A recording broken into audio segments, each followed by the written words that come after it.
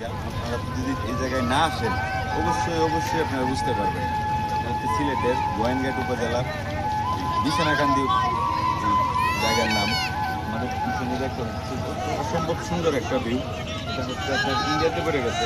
আমরা চাইলেও এই জায়গায় যাইতে পারছি না, কিন্তু সুন্দর এই দৃশ্যটা আমরা উপভোগ করতে পারতেছি। আপনারা অবশ্যই যদি সময় থাকে হাতে অবশ্যই এই বিছনাকান্দি জায়গাটা এসে ঘুরে যাবেন।